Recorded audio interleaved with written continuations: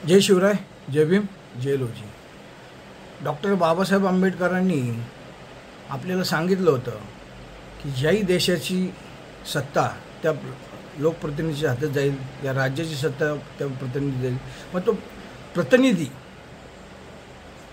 काम करणारा प्रतिनिधी हा उच्च शिक्षित किंवा शिक्षित तरी असावा, जेणेकरून त्याला चांगल्या वाईटाची सगळी गोष्टीची माहिती असते आणि तो समाजाचा एक घटक म्हणून तो काम करत असो।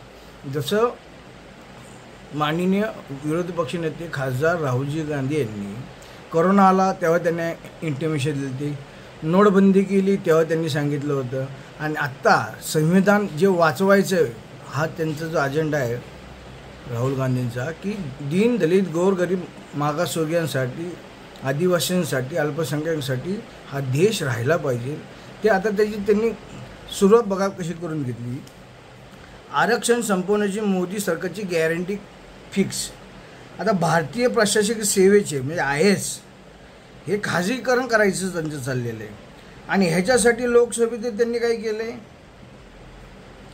जे केंद्रीय लोकसेवा आयोग ही UPSC ही जे एक्झाम घेत होते हे त्यांची निवड करत होते, पण आता तसं न होतं आता थेट नियुक्त करणार। म्हणजे तुमचे विविध मंत्रालय ते खात्यांमध्ये संचालक, संयुक्त सचिव तशा अनेक पदे नियुक्त करण्यासाठी अर्ज मागवले आहे, पण त्याची परीक्षा नाही काय नाही, ते डायरेक्ट करणार। अशा एकूण भरायचे किती 45 जागा आहे, आणि 45 जागी UPSC भरती सुरू केली आहे। त्यात संयुक्त सचिव पदाच्या 15 जागा, संचालक पदाच्या 10 जागा, उपसचिव पदाच्या 7 जागा।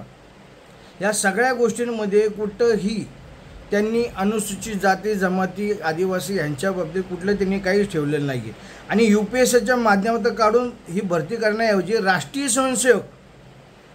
स्वयंसेवक संघाच्या माध्यमातून ही भरती केली जाणार आहे।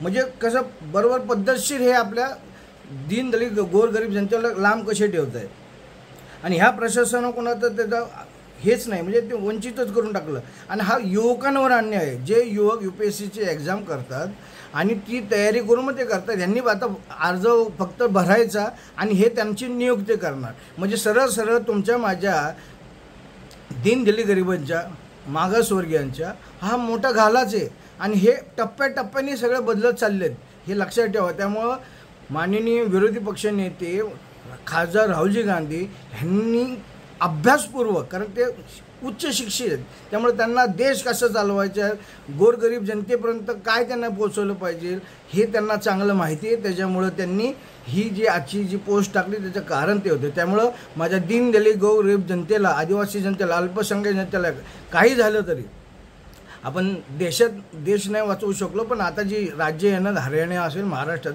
आणि त्यातल्या त्यात प्रामुख्याने महाराष्ट्रामध्ये आपल्याला काही झालं तरी महाविकास आघाडीचं सरकार निवडून आणायचं आहे। जय भीम, जय लवजी, जय महाराष्ट्र।